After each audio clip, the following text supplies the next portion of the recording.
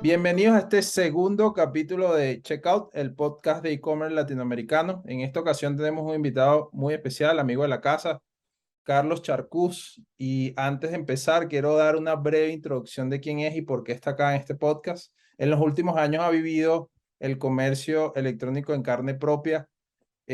Actualmente dirige una de las marcas más importantes en el segmento de repuestos de vehículos en Ecuador, que es Mansuera, es e-commerce manager dentro de Mansuera, pero comenzó su carrera en el e-commerce, liderando el departamento de contenido, el área de ventas y experiencia del usuario en el marketplace yasta.com, que tuve la oportunidad de gerenciar.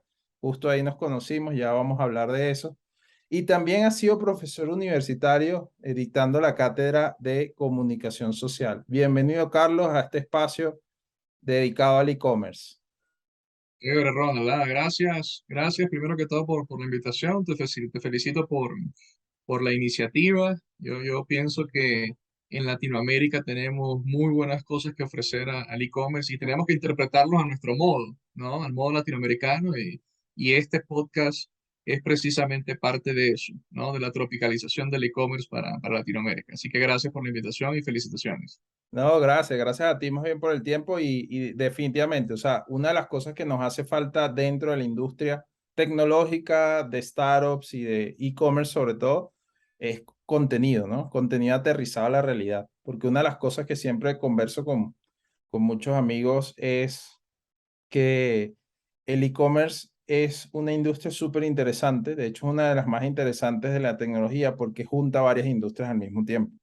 De hecho, es una perfecta ecuación entre logística, marketing, tecnología, ventas, etcétera, etcétera, que al final hacen que la ecuación funcione. Si tú le sacas una de estas aristas, la cosa no va bien, ¿no? Entonces, eso aumenta la complejidad y esa complejidad hace que el e-commerce muchas veces se vea como algo de un grupo muy pequeño de personas y los que hemos estado detrás, no, cada vez nos damos cuenta de que hay una barrera de entrada fuerte al e-commerce para mucha gente.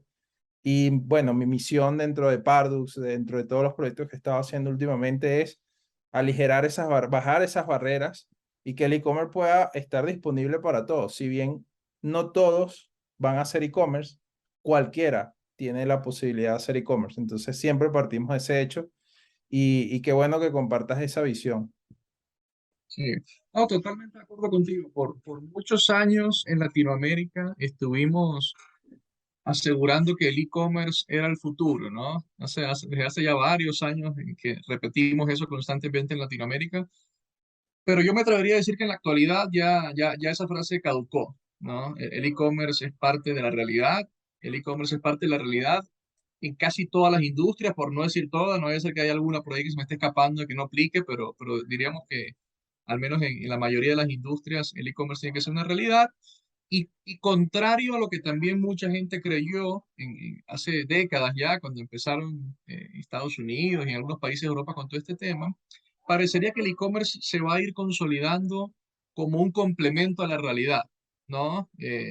No podemos asegurar que nada vaya a pasar o que no vaya a pasar, pero esos temores que tenía mucha gente hace algunos años de que el e-commerce iba a reemplazar las tiendas, iba a reemplazar el canal tradicional, los negocios físicos, parecería que vamos en el camino más bien de que lo va a complementar. Son cosas que tenemos que ir viendo, pero parece que eso es lo que se ve en el horizonte.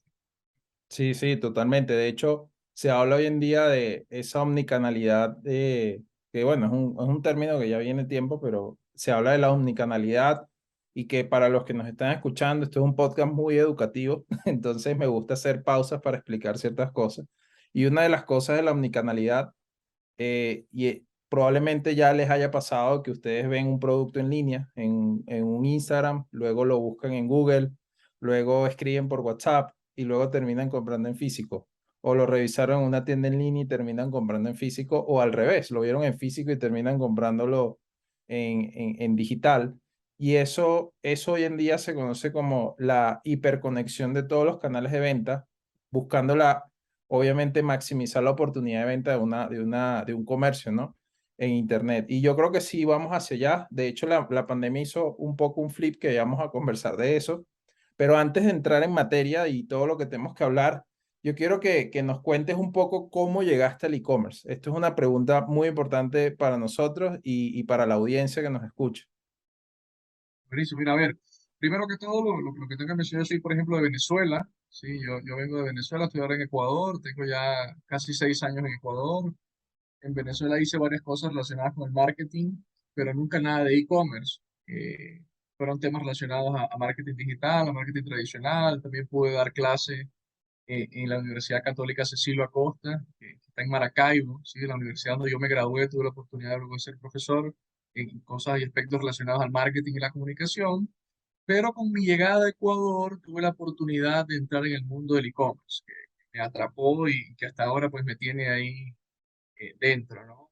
¿Cómo llegué al mundo del e-commerce? Una historia medianamente interesante. Conocí a un grupo de personas ecuatorianas que me llevaron a una oportunidad, digamos, dentro de una empresa que es Yasta.com. En ese momento desarrollando su proyecto, todo el área de lo que tiene que ver con el marketplace y el e-commerce. Ya contaremos un poquito más en detalle la historia de Ya está, pero tuve la oportunidad de entrar ahí. En ese momento estaban desarrollando su canal, su departamento de contenidos y tuve la oportunidad pues de entrar a liderar esa área donde hicimos varias cosas para la página web. El proyecto de esta fue muy, muy interesante y siempre lo hemos conversado, Ronald. Después nos encontramos en algún momento de este camino, pero ese camino fue de mucho aprendizaje, ¿no? La mejor escuela de e-commerce o una de las mejores escuelas de e-commerce que tuvo el Ecuador fue precisamente yaesta.com. Ahí las personas que logramos participar en ese proyecto tuvimos la oportunidad, la bendición, como le queramos llamar, de poder participar en varias áreas. ¿Sí? Yo tuve la oportunidad de entrar en la parte de contenidos, estuve también en el área de experiencia del cliente, de ventas, al final de mi etapa ya está también en el área comercial. Entonces, yo siempre digo que fue como una especie de maestría, porque justo estuve 2 años en yaesta.com, como una especie de maestría pero en la práctica, o sea, ya en el mundo del e-commerce, y eso me llevó, bueno, a tener otras oportunidades como esta, la que estoy ahora en Mansuera, y de verdad que es atrapante, o sea, una vez que ya tú entras al mundo del e-commerce, si te apasiona realmente como a mí, como a ti, a las personas muchas personas que conocemos, una vez que te atrapa, es difícil salirte porque es algo donde estás aprendiendo constantemente, donde estás teniendo muchos retos, a veces estás en emprendimientos, en otros momentos estás como yo estoy en una empresa muy tradicional, donde todos los días hay un reto diferente que solucionar y creo que el e-commerce es una de las pocas áreas que te puede dar precisamente esa motivación. Totalmente. De hecho, justamente hablaba con un amigo hace poco sobre este tema y hablábamos de todas las oportunidades y el tipo, él me preguntaba específicamente, oye, ¿cuál crees tú que es el perfil adecuado para participar en e-commerce, ¿no? O para trabajar en la industria del e-commerce? Y yo le decía, es que no hay un perfil específico, porque en el e-commerce necesitas todos los perfiles, necesitas el analítico, el arriesgado, necesitas el creativo, necesitas el que resuelve problemas o el apagafuegos, necesitas el que le encante hablar con la gente y atender al cliente, dar soporte. O sea, involucra muchas áreas porque primero es tener una ventana abierta al mundo eh, digitalmente que normalmente y nunca se cierra esa ventana, ¿no? Siempre está abierta. Segundo, hay retos tecnológicos, financieros, retos de operación, logísticos que tienes que resolver todos los días. Y todos los días hay un vaivén de cosas y eso que acabas de decir, esos retos constantes es lo que te obliga nunca a dormirte en esta industria. Y estoy totalmente de acuerdo con que ya esta fue la escuela de e-commerce más importante que tuvo Ecuador porque hoy en día, de hecho, gran parte de las e-commerce sólidas y de hecho, startups gigantes como Pedidos Ya, Rappi, etcétera, que operan en Ecuador, tienen talento que trabajó en yasta.com y talento que está hoy liderizando equipos o haciendo algún tema específico por esa trayectoria que se vivió ahí, ¿no? Y de verdad que eh, eso es muy necesario para poder desarrollar una economía. Pero ya vamos a hablar un poco a detalle de eso. Ahorita me gustaría entender un poco, cuéntanos un poco, vamos a hacer doble clic en esa experiencia de Ya está porque tu presentación fue muy superficial, pero estoy seguro que hay gente como intrigada Ujú, de saber qué pasa detrás de una empresa como Yasta.com, ¿no? Que es un marketplace. claro. A ver, fue una gran experiencia en Yasta.com. Yo, como te dije, entré en Yasta en el 2017, sí, más o menos por ahí por el primer trimestre de 2017. Tuve la oportunidad de participar en un proceso gracias a una par de personas que conocí que me recomendaron y entré, como te decía, a esta área de contenidos de la empresa. Yasta era para el colaborador joven que quizás no ha tenido la mayor experiencia. eh, Era un gran lugar para trabajar, porque es como lo que tú ves en las películas, cuando veías estas películas, no sé, de Google o de Facebook, cómo se manejan los ambientes laborales, los beneficios que tienen, los tipos de oficina. Ese es el primer gran impacto positivo que tú te llevabas al entrar a yasta.com, cómo se manejaban ese tipo de cosas.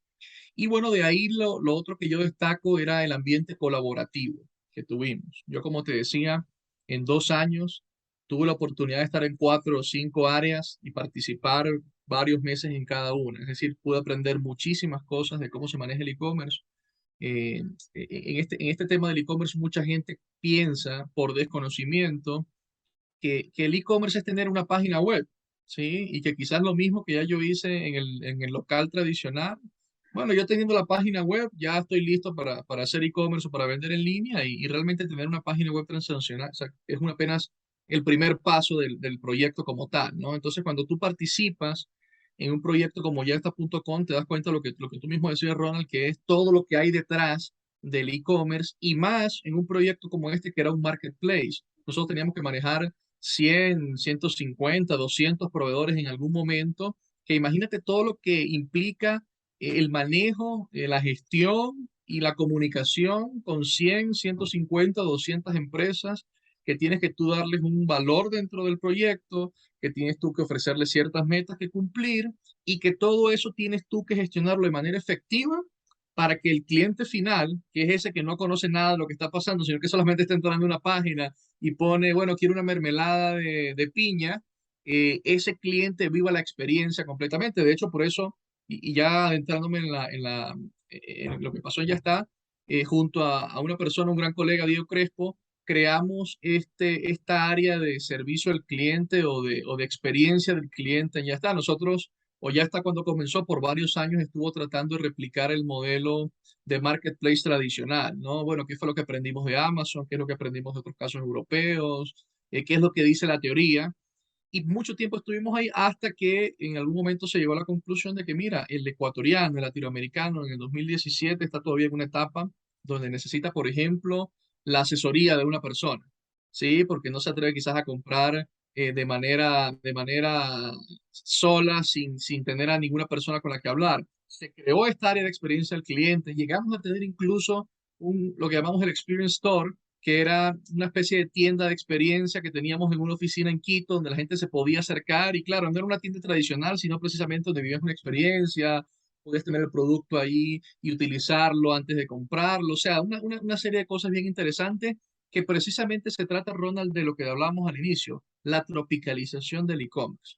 Y Muchos de hecho, proyectos en Latinoamérica dices, fracasaron porque no lograron hacer eso.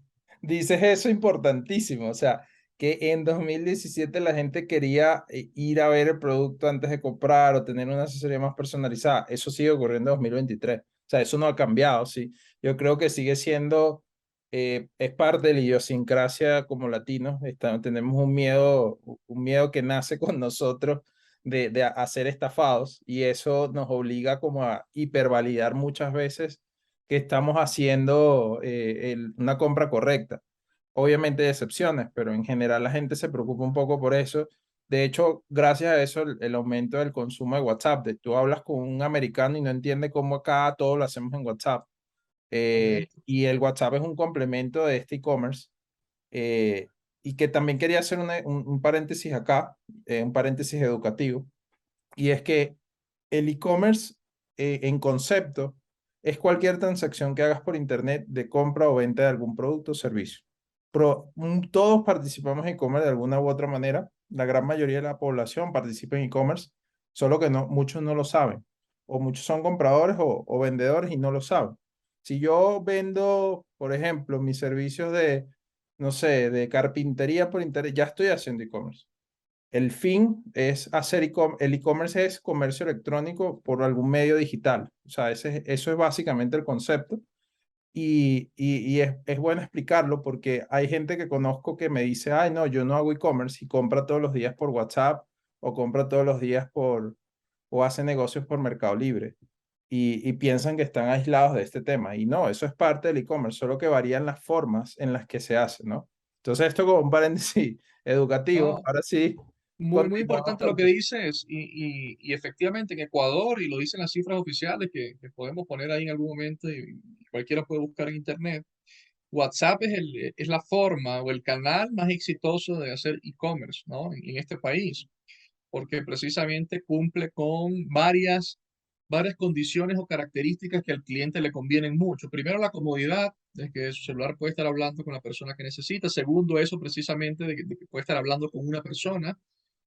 Y tercero, que al final, si se concreta por WhatsApp o por otra vía la compra, todo lo hace desde el celular, ¿no? La importancia también, que seguramente hablaremos de eso, la importancia del celular dentro de cualquier experiencia e-commerce. Eso es otra cosa que cambió. Hace Total. 15 años hablábamos siempre de la experiencia de computadoras, ¿no? Hace 10 años todavía, pero hoy, en 2023, tenemos que partir siempre desde cómo vemos las cosas desde el celular.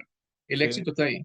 De hecho, yo leía un libro de Alibaba, se llama Alibaba's World, que básicamente lo que dice en este libro es todo como un repaso desde uno de los directivos que fue como muy, muy importante para Jack Ma en ese momento de cuando ya la empieza a crecer. Y él repasa un poco la historia, ¿no? De cómo empieza China con el tema e-commerce. Y China tiene ciertas características muy parecidas a Latinoamérica, que por eso me gusta a veces comparar Latinoamérica con esa versión de China del año 90 a 2000, entre los 90 y 2000, y no tanto con la americana, porque la americana tuvo como escaleritas, ¿no? Primero estuvo el Internet de dial-up, luego estuvo el Internet banda ancha, luego, digamos, el acceso a Internet se masificó, luego, había muy buen Internet en general en Estados Unidos en los años 2000, luego después creció la oportunidad de hacer Wi-Fi o wireless o como lo quieran llamar y había disponibilidad de conectividad remota. Y luego llega esa era de celulares que obviamente empieza a dominar. En China no fue así. En China había internet muy deficiente en los años 90 y luego el salto es inmediatamente a celulares, muy parecido a lo que hay en Latinoamérica. O sea, no todo el mundo tuvo acceso a banda ancha, de hecho por eso crecieron los cybercafés, este modelo de negocio que es bastante famoso en muchos países de Latinoamérica, porque la gente no tiene internet y peor computadora. O sea, la deficiencia y el gap que había ahí, el espacio que había para cubrir ahí era muy grande.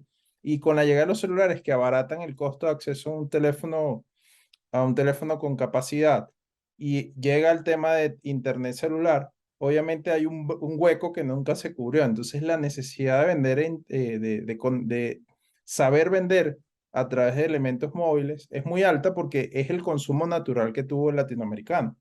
Y eso me gusta mucho hacer esa comparación desde ese lado porque hay que entender primero al cliente antes de vender en Internet. No es al revés. No es que yo me meto a Internet a vender lo que yo quiera. Yo tengo que entender cuál es mi cliente y dónde está y cómo él consume Internet para yo poder venderle de forma eficiente. Pero tengo otra pregunta para ti, A ver, ya entrando un poco en materia. Una vez que estás en Ya está, sales de ahí, ¿cómo fue esa transición a la industria donde te encuentras hoy en día? Estás en la industria de vehículos. Cuéntanos un poco de eso. bueno, a ver, eso es una historia interesante. Ahí sí es una historia interesante porque es un cambio totalmente radical, ¿no? Entonces ahí, por ejemplo, todo lo que comentaba yo hace rato, toda esa película de Google y Facebook que uno ve en el cine, cambia radicalmente cuando entras al mundo tradicional, ¿no? El mundo tradicional es otra realidad, se deja llevar por otros factores, por otras iniciativas, hay otras motivaciones, pero también hay muy buenos retos. Yo tuve la oportunidad de entrar en Mansuera justamente luego de Ya está, de hecho salí de Ya está por un poco el proyecto de Mansuera y era un reto bastante interesante, te digo, Ronald, ¿por qué? Porque Mansuera era una empresa muy tradicional que ya venía haciendo e-commerce. El gerente general de Mansuera es una persona que tenía una muy buena visión. En 2019, cuando yo entré, ya él tenía por lo menos unos 2 años intentando hacer e-commerce de autopartes en Mansuera, pero era un mundo muy tradicional. Entonces habían hecho muchos intentos, tenían ya su e-commerce transaccional, tenían un pequeño equipo ahí de servicio al cliente, pero las cosas no estaban avanzando al ritmo que la empresa quería. Se dio la oportunidad, conocí al gerente de Mansuera, bueno, también por algunas personas en común, y se dio la oportunidad de pasar a Mansuera. Yo salgo y ya está para entrar a Mansuera y me encuentro precisamente con una empresa muy tradicional, con una empresa que tenía muchísimas ganas y muy buenas intenciones de ir hacia el mundo del e-commerce, pero que no sabía exactamente bien cómo hacerlo. Afortunadamente conté con el apoyo de la mayoría de las cabezas de la empresa, del gerente general, de los accionistas, de los jefes de los canales. Tú sabes que eso mata cualquier proyecto de e-commerce y de transformación digital en una Total. empresa tradicional. Sí, El sí. principal enemigo termina siendo la misma empresa. Sí, total. Los otros Sí, canales, las otras. esa adversión al cambio termina siendo perjudicial. Es Sí, natural, ¿no? Es natural en el ser sí, humano. El miedo al cambio es natural en el ser humano y en este tipo de cosas se ve manifestado pues de muchas maneras más radical. Pero como te digo, conté con un gran equipo, los jefes de los otros canales me dieron un gran apoyo, la gerencia general me dio un gran apoyo y me permitieron desarrollar el plan que yo tenía en mente. Una vez que yo pasé por lo menos unos 2 o 3 meses conociendo el negocio tradicional, yendo a los locales, eso fue uno de los grandes aprendizajes que yo tuve en Mansuera, es la necesidad de así estar en un proyecto de e-commerce, la necesidad de tú estar con el cliente, de estar en la calle, de estar en los locales tradicionales. ¿Por qué? Porque claro, yo venía de un mundo donde pasabas el 100% de tu tiempo en la oficina, conversabas con los clientes solamente de forma remota, por celular, por WhatsApp, por una videollamada. Y claro, cuando entras al mundo tradicional es un mundo totalmente diferente. Entonces, uno de los grandes y primeros aprendizajes que recibí en Mansuera es hay que estar en el local, hay que conversar con el cliente, hay que saber por qué el cliente está llegando a ese local, cómo nos conoció, qué está pensando, cuál es su principal traba al momento de comprar en línea. Y en autopartes es una locura, porque en autopartes la gente está acostumbrada, haciendo un ejemplo, no sé, digamos que tengo aquí este repuesto y la gente está acostumbrada a ir con el repuesto al local y comparar ahí el repuesto con eso. Entonces imagínate lo difícil que es tratar de replicar esa experiencia en línea. Comenzamos con el proyecto, tuvimos todo el apoyo de la gerencia, de los accionistas y hemos logrado, yo creo que grandes resultados. Hay muchas oportunidades todavía de crecimiento. Nosotros, por ejemplo, cambiamos toda la plataforma B2C. Ahorita, por ejemplo, estamos con Pardux. Eh, y por qué elegimos Pardux? Estamos igual, nosotros hicimos en ese momento una licitación formal donde entraron 4 o 5 opciones de empresas, Bitex, Magento, PrestaShop, Pardux y uno o dos más que se me escapan en este momento. Pero Pardux nos daba a nosotros la posibilidad de personalizar muchísimo más que las otras plataformas. Personalizar más y en un tiempo más corto. Eso para Mansuera era clave. ¿Por qué? Porque como te estoy diciendo, el mundo de los repuestos automotrices es un mundo muy particular, muy particular. Entonces, las personalizaciones que tú necesitas para tratar de replicar la experiencia tradicional en línea eran bastantes. De hecho, cuando fuimos a hacer esta plataforma que tenemos actualmente, yo siempre digo esto como anécdota, teníamos un documento de casi 20 páginas, un documento de casi 20 páginas que habíamos construido junto a los vendedores, junto a los clientes, junto a los jefes de otros canales que eran los tradicionales, y entre todo eso salieron 20 páginas de requerimientos, 20 páginas de puntos que trataban de acercarse lo máximo posible a que la experiencia fuese positiva. Hemos logrado muy buenas cosas, todos los años estamos, bueno, el primer año crecimos, no sé, 500%, ya ahorita estamos en crecimientos, obviamente como las cifras de los montos de ventas son más altos, estamos en crecimientos de más o menos entre el 50 y el 60% anual. Ahorita en el 2022 vendimos 56% más que en el 2021, cuando comparamos e-commerce solamente. Nosotros tenemos muchas cosas positivas en Mansuera porque tenemos 27 locales en todo el Ecuador. No hay ninguna empresa de autopartes en Ecuador que pueda ofrecerle eso al cliente. Y por eso tenemos una oportunidad de que en casi cada ciudad del Ecuador tenemos la oportunidad de entregar en tiempo récord, que eso es lo que más le interesa al cliente cuando quiere un repuesto. Cuando te traer un auto, primero estás molesto, es un gasto que no tenías ahí en mente, y lo otro que quieres hacer es que te entreguen lo más rápido posible. Mansuera, gracias a esos 27 locales, puede lograr eso. qué interesante. Fíjate que ahí me llevo varios temas de lo que acabas de decir. Uno, entender el mercado, ¿no? O sea, hay que hablar con el cliente. Eso parece mentira, pero a veces es tan obvio que lo ignoramos, ¿no? O sea, es como lo damos por hecho, ¿no? Cuando yo veo a veces muchas empresas que intentan hacer e-commerce y fracasan en el proceso, algo que coincide, un patrón que coincide entre ellas es que no hablaron mucho con el cliente antes de dar ese paso. Y lo que ha hecho Mansuera es eso, irse a sentar, literal, creo que tú me contabas en algún momento que te sentabas ahí toda la tarde en algún lugar, en un mostrador y escuchabas todo lo que pedía la gente y cómo llegaba, las Total, necesidades que tenía. estoy ahorita, por ejemplo, ahorita estoy en un local, en un mostrador de Mansuera, y como te digo, no es algo obligatorio, no es que en mis requisitos de mi trabajo y de mi cargo está, tienes que ir tantos días y tanto tiempo a los locales, sino que cuando tú te das cuenta de que eso es lo que funciona, sabes que es importante. Ahorita, por ejemplo, estoy en un local que, bueno, estoy en una oficina No, para y que no se escuche eso mucho ruido, es un gran pero es aprendizaje clave.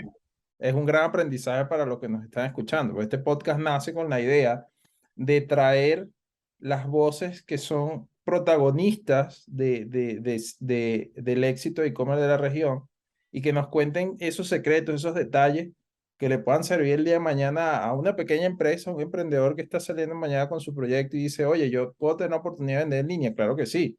Ahora, hay ciertas cosas que deberías hacer antes de lanzarte o ciertas cosas que debes hacer todos los días, porque de eso se trata, hacerlo bien. No es que el e-commerce es malo o es bueno, el e-commerce es un medio. Malo o bueno va a ser la forma y la estrategia en que abordemos ese medio para lograr el éxito. Eso es muy distinto. Es como que yo diga poner un local en el centro comercial Key Centro o en Miami, en el Brickell City Century, es malo. No es malo, es un medio. Ahora, lo que tiene que ser bueno es la estrategia con la cual tú tomas esa decisión. Entonces, es un punto importante ese tema de conversar con el cliente. Otro punto interesante que noto ahí es, y hablabas de ese tema, ¿no? Los retos que hay de una empresa tradicional ahora va a vender en Internet. Entonces hay vendedores en el medio, hay canales ya tradicionales. Se escucha mucho el choque que hay entre, por ejemplo, típico vendedor tradicional que está acostumbrado a vender uno a uno, llega el canal digital y lo ve como una amenaza. Eso es muy común y lo he visto en grandes corporaciones. Pero hablando de ese tema, cuéntame un poco cuáles son los retos que has visto y que has tenido que ir tumbando en el proceso de transformación digital de Mansuera. Fíjate, qué bueno lo que acabas de mencionar, porque esa competencia entre el canal tradicional y el canal digital, yo me atrevería a decir que se da en todas o en casi todas las empresas que quieren hacer e-commerce. En Mansuera nos pasó. En Mansuera, al tener 27 locales, al tener varios canales de ventas, al tener más de 100 vendedores en nómina, por así decirlo, vendedores tradicionales, tienes a 100 personas que están con muchos miedos, con muchos temores, con creer que si el e-commerce funciona, ellos van a perder su trabajo. Y nosotros hemos hecho muchísimas cosas y todo yo lo voy a resumir en el concepto de la omnicanalidad, eh, que es un concepto, ya han salido otros conceptos que intentan reemplazar la omnicanalidad, pero digamos que voy a manejar este porque es el más sencillo para cualquiera. Y eso resume lo que hemos hecho en Mansuera. En Mansuera hemos trabajado en base a la omnicanalidad, que el cliente sea el que decida dónde quiere comprar. ¿Sí? Si el cliente quiere comprar en el e-commerce, lo va a poder hacer. Si el cliente quiere ir a una tienda, también lo va a poder hacer. Si el cliente quiere llamar al 1-800 Mansuera, que es nuestro contact center, también puede llamar y tratar de tener experiencias muy similares para que al final el cliente sea el que decida. Otra de las cosas que hicimos es, por ejemplo, involucrar las 27 agencias de Mansuera con el e-commerce. ¿Cómo hacemos esto? El e-commerce lee el stock de las tiendas en tiempo real. Y ese es el verdadero retiro en tienda que yo siempre digo y que uno lo ve ya hoy ya en todos los e-commerce del mundo. Retiro en tienda. Qué pasa con el famoso retiro en tienda? Que la mayoría de las empresas, al menos en Ecuador, igual hacen que el producto salga de una bodega central. Entonces, claro, yo elijo retiro en tienda, pero igual tengo que esperar las 48 o las 72 horas a que el producto me llegue desde la bodega central a la tienda que decidí. Terminas teniendo exactamente la misma experiencia que cualquier No, envío regular. totalmente, no hay ninguna, más bien hasta peor porque tengo que ir a la tienda ya o gastar en gasolina o gastar en taxi o lo que sea. En Mansuera, nosotros involucramos en tiempo real el stock de las 27 agencias. Entonces nosotros tenemos una bodega principal, ¿sí? Que está cerca del aeropuerto de Quito, gigante de 10.000 metros cuadrados, pero aparte tenemos 27 bodegas pequeñas, que son todas estas agencias. Entonces, si yo soy un cliente que soy, no sé, de Babahoyo, que es una ciudad pequeña que hay en la costa ecuatoriana, Mansuela tiene una agencia ahí. Si yo quiero un radiador para mi auto en Babahoyo, yo tengo la opción de sí, si quiero espero 24 horas a que me llegue al otro, o sea, de la bodega principal. Pero si Claro. ese producto se encuentra en la agencia de Babahoyo, yo puedo ir en 5 minutos a retirar. O puedo dejar un comentario y decir, mándenme con un motorizado al taller de donde tengo ya mi auto que están arreglando. Entonces, se multiplican las posibilidades. Y esa venta es del canal e-commerce, pero contribuye a la agencia donde se está facturando. Entonces, de alguna manera, le ofreces la mejor experiencia al cliente y también beneficias a tus vendedores tradicionales, porque ellos tienen un presupuesto, una meta que cumplir. Entonces, Claro. si Babahoyo, por ejemplo, tenía que vender $50.000 ese mes, bueno, ya le sumaron $100 el radiador que puse el ejemplo ahorita del e-commerce, que Ok. contribuye a su meta. Entonces, fíjate cómo Interesante. el tema de la omnicanalidad tratamos de Claro. aplicarlo, sí, de la manera más efectiva en Mansuera, no solamente para No tener una página web. solamente lo interesante de la estrategia que comentas es que la unicanalidad no solamente arropa la venta global, sino que si tienes metas puntuales te involucro en ese éxito que pudiese estar teniendo, porque forma parte integral de la empresa. Al final es una sola empresa.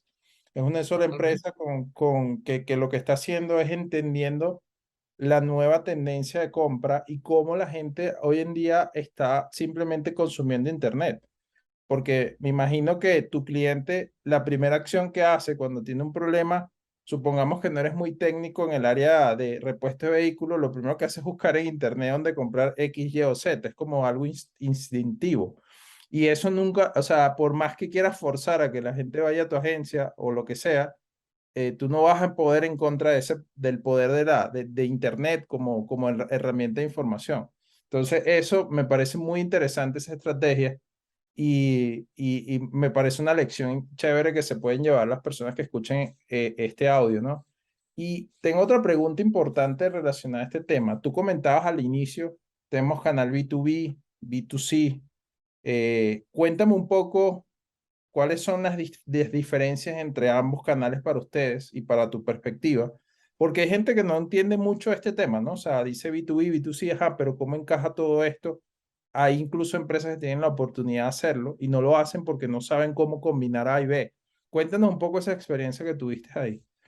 Bueno, fíjate, nosotros, como tú decías, Ronald, vendemos a dos tipos de clientes, los B2C y los B2B. El B2C es el cliente, nosotros llamamos cliente final, que es una persona así como nosotros, que no tiene un auto y necesita un repuesto para su auto, va y lo compra en una agencia o va y lo compra en la página web de Mansuera. Ese es un cliente B2C. Pero también tenemos clientes B2B, como por ejemplo los mecánicos. Los Ok, mecánicos ya tienen condiciones especiales en Mansuera. Tienen un descuento por ser mecánicos y pueden incluso llegar a tener crédito en Mansuera. Hay otro tipo de cliente B2B que también son los almacenes de repuesto. Los almacenes de repuesto, y esto es un modelo bien interesante porque los almacenes de repuesto son nuestros clientes, o sea, nos compran repuestos al por mayor, pero también son nuestra competencia en la calle.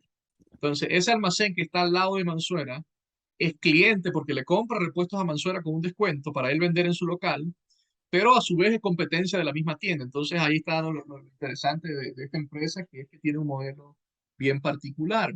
En claro. cuanto a retos, a desafíos, el tema del B2C, tú sin quererlo lo dijiste ahorita, el principal reto del e-commerce de autopartes en B2C, o sea, para personas que quieren comprar, es el desconocimiento técnico.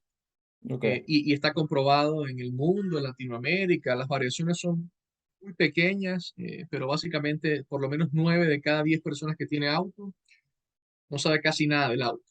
No sabe la diferencia entre un embrague y un amortiguador, o sea, ese tipo de cosas son. Entonces, tratar de que la gente compre en línea con ese desconocimiento es muy complicado. Ese ha sido el principal reto. ok, Porque, ok. bueno, si tú te vas a comprar, no sé, un celular, quizás no eres el más experto en celulares, pero digamos que hay 4 o 5 características claves que vas a ver en una página y que ya vas a saber si son buenas o malas.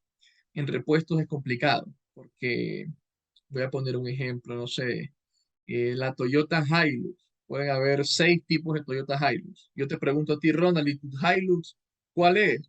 Yo no tengo ni idea de cuál es mi Si tiene Hilux, ¿no? L1, motor A, motor B, motor C. Totalmente. Sí, sí. Entonces, eso por un lado. Incluso a Y el veces el radiador, chasis, ¿no? El chasis a veces hay unos esa es que la guía. varían y ya te cambia todo, ¿no? Totalmente. Y mira, el chasis es como la guía, la cédula de identidad o el ADN de un auto. O sea, con el chasis tú te guías y ahí es infalible. Pero claro, en línea es muy difícil de replicar, ¿no? Imagínate tú tratando de buscar el chasis del auto y poniéndolo en una página a ver si aparece. O sea, no es la experiencia Entonces, más para sencilla para entender un un cliente. poquito, o sea, tú no calificas dentro de B2B, B2C, perdón, o sea, consumidor final, a ese mecánico independiente, ahí lo ves como un B2B, como otro business. B2B, Ah, ok, totalmente. interesante. O sea, le diste otra Correcto. vuelta porque fíjate que yo tuve una pequeña experiencia, bueno, no sé si fue tan pequeña, pero tuve un par de años trabajando con mi primo yo tenía una empresa de desarrollo y mi primo me contrató para hacerle servicios. Él trabajaba en Chicago y él acababa de comprar una empresa de repuesto de vehículos justamente y él vendía, o el canal donde más vendía era eBay en ese momento. Amazon todavía no estaba muy bueno en el tema de, sobre todo el motor de búsqueda, porque los motores de búsqueda que montas en páginas de repuesto de vehículos son muy especiales, ¿no? Porque tienen que tener todo el catálogo de vehículos y cada vez que vas filtrando te va saliendo que si el chasis, el año, la variación de motor, etcétera. Y yo tuve esa experiencia y fue una de mis primeras dentro del mundo del e-commerce. Y una de las cosas que yo veía mucho es que le llamaban personas y compraban en eBay personas que armaban o reparaban carros, ¿no? Mecánicos. Y ellos lo calificaban como B2B, B2C porque eran tan segregados y tan pequeños que no había un tratamiento especial. Ahorita lo que entiendo es que tú lo que hiciste fue, ok, entendiendo que el mecánico es un punto de compra importante, le doy un tratamiento especial para que pueda incentivarse a comprar en línea. Totalmente. Y no solo en el e-commerce. Como empresa tenemos esa política desde hace mucho tiempo de que Chévere. el mecánico, el taller, es un cliente B2B por varias razones. Tú decías, por ejemplo, una son beneficios en precios.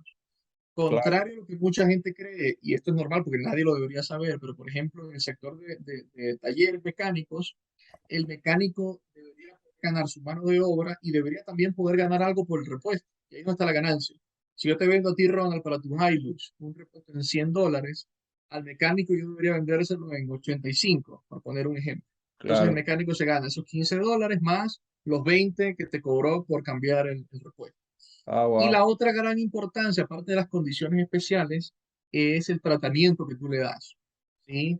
Un mecánico, como tú entenderás, él trabaja todos los días de mecánico y él todos los días atiende 2, 3, 10, 20 autos. Entonces, literalmente es un cliente que te puede comprar todos los días. El cliente final te compra 2 o 3 veces en el año. El mecánico te puede comprar todos los días, o todas las semanas, o varias veces al mes. Entonces, las oportunidades que hay con los mecánicos son gigantes, pero también es un reto que compren en línea, precisamente porque no son los negocios más organizados. No, y en Eh, Latinoamérica el mecánico normalmente es una persona que casi que le tocó ser mecánico, ¿no? Es una persona que como que tiene no es muy dada a la tecnología, es como está muy si no es metido muy en dado a ese la mundo, tecnología, ¿no? correcto, no es muy dado a la Muy metido ahí tecnología, en ese mundo. es una persona Sí, con mucho conocimiento técnico, son sí, unos, eso sí, literal, como les dicen acá en Ecuador, son unos maestros, porque claro. precisamente tienen un conocimiento técnico fenomenal, pero no tienen la costumbre de comprar en línea, ¿no? Entonces, la plataforma B2B se enfoca en mecánicos, pero también se enfoca en almacenes. Los almacenes sí son un gran cliente para Monsuera, pero el principal reto del B2B no son los clientes, ahí cambia el reto. Ok, En B2C, ¿te acuerdas que te dije que el reto es el cliente? sí, el Porque cliente. no tiene conocimiento, porque es muy difícil que compren cosas técnicas en la página web. De hecho, nosotros tenemos un equipo de servicio al cliente y ventas, varios asesores, tratando de dar ese seguimiento, esa comunicación a los clientes que necesitan para que puedan comprar en la página web. Es decir, no abandonamos al cliente para que él resuelva como se le ocurra. Hay un equipo que está dedicado solo a asesorar para clientes de la página web. Genial. Pero en B2B cambia la situación. En B2B ahí el principal reto sí es interno. ¿Por qué? Porque los vendedores tradicionales están acostumbrados ellos a hacer una venta tradicional, es decir, ir a visitar al cliente, entrar, digamos, tener una hora con el cliente, ofrecerle los productos y al final él en su computadora como vendedor pasar un pedido, como se le conoce acá, es decir, hacer el pedido y esa venta, él gana una comisión por esa venta y ese es su mundo, ese es su día a día y es un día a día con el que él ha vivido 10, 15 o 20 años. Y ahí es donde entra el problema del B2B. El B2B entra a ser una competencia gigante para ese vendedor, gigante. O sea, hay un temor terrible de que si la plataforma B2B de una empresa tradicional funcione, el vendedor pueda ser reemplazado. Claro.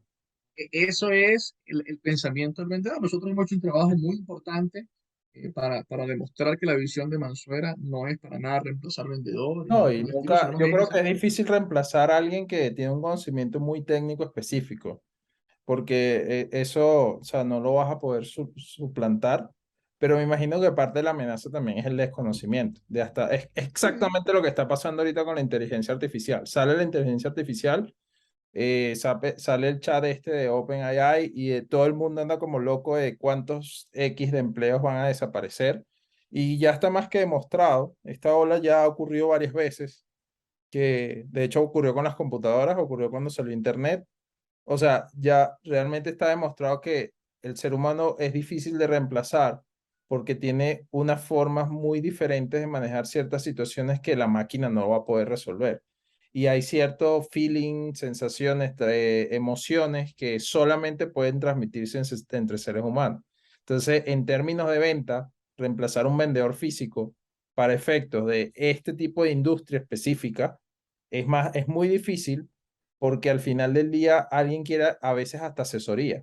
Incluso puede llamarte a alguien que puede ser mecánico, pero no conoce la línea de tal vehículo y te dice, oye, mira, asesórame, estoy comprando este repuesto, pero no sé si le encaja, o no sé si está bien, o compro uno más barato. O sea, ¿qué puede ser? Entonces, de eso trata. sí, el tema de la inteligencia artificial ya es más profundo, lo haremos en otro capítulo Sí, del podcast, que tiene mucho ruido, pero lo que tú dices del tema técnico es totalmente cierto. En Venezuela hay mucha venta técnica y lo malo del sector rural es que la información, hay mucha información, ¿no?, que hace falta que un humano la verifique. ¿A sí, qué me refiero?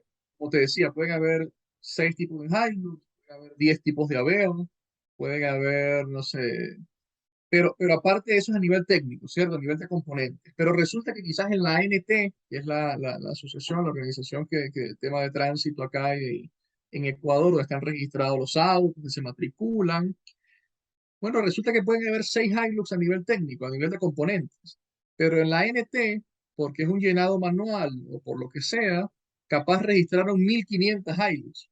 Entonces, claro, yo voy con mi Hilux a Mansuera y hoy todavía es extremadamente necesario que un vendedor con conocimiento técnico pueda ir cumpliendo ciertos pasos que le permitan llegar al modelo que yo tengo.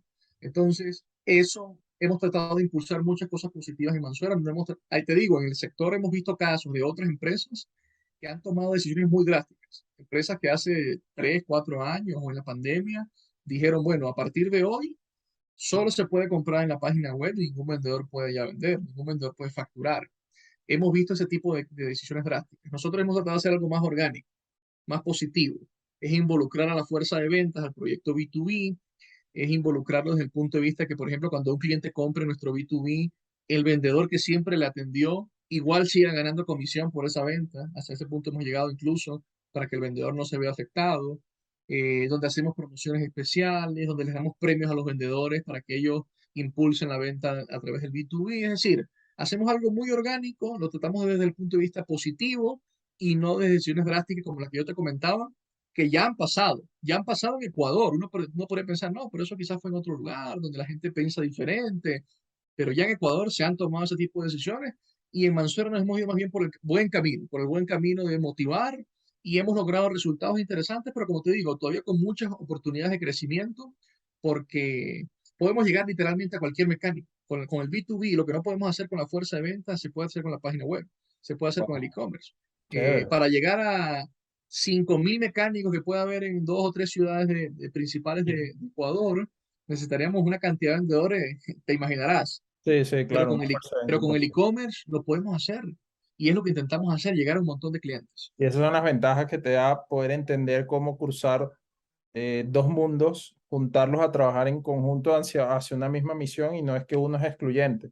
Que eso también es un pensamiento que queremos desde este podcast también erradicar un poco, es el e-commerce no es excluyente de nada, es un complemento de muchas cosas que solo hay que entenderlo para poder ver en qué punto puede funcionar. No es que monte e-commerce y ya la empresa tengo que cerrar tiendas obligatoriamente o matar mi fuerza de ventas. No, ¿cómo puedo integrar todo y que a pesar de que esté el e-commerce ahí, yo también puedo juntar las demás herramientas?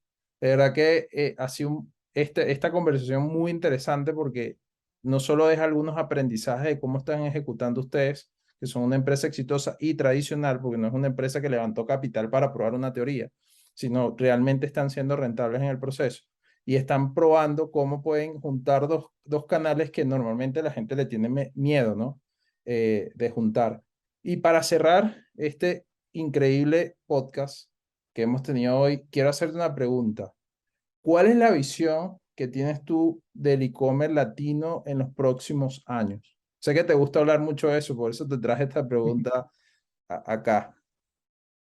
Es difícil asegurar algo, ¿no? Yo creo que si algo nos ha demostrado la historia reciente, los últimos 20, 25 años del e-commerce en diversos países del mundo, o la pequeña historia que tiene, nos ha demostrado eso, que no podemos asegurar nada, porque quizás en algún momento pensamos que el negocio físico iba a desaparecer, porque quizás incluso al inicio de la pandemia dijimos, bueno, ahora sí es verdad que llegó el momento donde el e-commerce destronó a los negocios físicos, ¿no? Pero resulta que tuvimos grandes aprendizajes también en la pandemia. Hubo un momento donde efectivamente muchos e-commerce tuvieron éxito los primeros meses de la pandemia. De hecho, en Mansuera, eh, el e-commerce llegó a ser una de las tiendas que más vendía, si lo comparamos con las tiendas físicas, o llegó a ser líder en ventas de productos, no sé, como baterías. Clásico, ¿no? En la pandemia, todo el mundo se le dañaron las baterías de los autos, pues tuvieron que estar ahí dos Sí, meses sin usar, por lo menos. Entonces el e-commerce vendió baterías pues como loco. Pero yo creo, como te digo, que el mayor aprendizaje que nos ha dado la historia reciente de estos temas es no asegurar nada. Aunque si me preguntaras a mí, yo veo un complemento entre el mundo físico y el mundo digital. Yo creo que al menos en Latinoamérica somos muy todavía de disfrutar la experiencia física, y no la vemos tanto como una necesidad, dependiendo del sector. Pero si yo, por ejemplo, me voy a comprar un televisor, en la mayoría de los casos la gente disfruta ir a comprar el televisor. sí. ¿Sí? Disfruta ir a la tienda o disfruta ir a dos o tres tiendas diferentes a verlo, a ver cómo se ve, a hablar con el vendedor, hasta a pedir rebaja muchas veces, muchas Sí. personas. Entonces, pensar que el negocio físico va a desaparecer, yo creo que esa etapa, ese camino, esa idea ya la pasamos. Y las Al mismas grandes menos en cadenas muchas de como las industrias eso no va a ocurrir. así es. Otras industrias, sí, algunas podrá ser que Sí. sí suceda, pero la mayoría pensaría de que entonces, ¿hacia dónde vamos? Vamos hacia un complemento donde precisamente el negocio físico y el tradicional tengan que perseguir una misma estrategia. ¿Qué me preocupa a mí? Si me preguntara, a mí me preocupa que en países como Ecuador, todavía las grandes empresas, la mayoría, hay excepciones, pero la mayoría sigue viendo como competencia al canal digital del canal tradicional. De Total. hecho, muchos amigos en común que tenemos que están en grandes cadenas de almacenes, de retail, tal cual está pasando eso. El e-commerce es un mundo totalmente aparte, se le mide con otras cosas, no se le permite que utilice los beneficios de los puntos físicos. Entonces, ese camino es inadecuado. Si las Claro. empresas siguen por ese camino, se van a enfrentar contra una pared donde van a fracasar al final. Bueno, enviémosle Entonces, este podcast para que escuchen la conversión que tuvimos hoy y aprendan un poco cómo poder juntar dos canales que normalmente por algunas decisiones siempre la gente los separa, pero realmente pueden convivir, ¿no? O sea, porque al final del día el canal digital es simplemente complemento al resto, ¿no? así Eh, es. Así que nos Entonces, toca esa eso. misión, nos toca esa misión de compartir el podcast. Totalmente, totalmente. Los que estemos comprometidos con esta idea de que el mundo físico y el mundo físico y digital pueden convivir juntos, y no solo pueden, sino que deben convivir juntos. Los que estemos convencidos de esa idea, como al menos yo lo estoy, tenemos que trabajar precisamente desde nuestro lugar para que eso sea posible. Es Totalmente. trabajo de todos que se pueda lograr. Sí, totalmente. De verdad, agradezco mucho tus palabras y tu tiempo, Carlos. De verdad ha sido un buen podcast donde hemos aprendido mucho. Sobre todo me encantó la parte donde cuentas un poco a detalle cómo han ido tumbando ciertas barreras de, sobre todo de pensamiento, ¿no? Que es lo que más, en las innovaciones siempre eso son lo que son las barreras más difíciles de tumbar. Y, y yo estoy seguro que mucha gente que va a escuchar esto va a aprender mucho de esta experiencia de ustedes. Y de verdad te deseo mucho éxito en tu carrera, en tu camino en el e-commerce, en todos los proyectos que tienen en Mansuera. Y bueno, ya sabes que tenemos este espacio para conversar de e-commerce latinoamericano y siempre vas a estar invitado a este lugar. Y bueno, para los que nos escuchan, muchas gracias por haber escuchado este podcast hasta acá. Este podcast es gracias al patrocinio de Pardux, nuestra startup de e-commerce para las pymes latinoamericanas que quieren lanzarse en esa aventura de poder crear su canal digital, poder vender en línea y empezar a explorar todos los límites y todas las oportunidades que hay ahí, ¿no?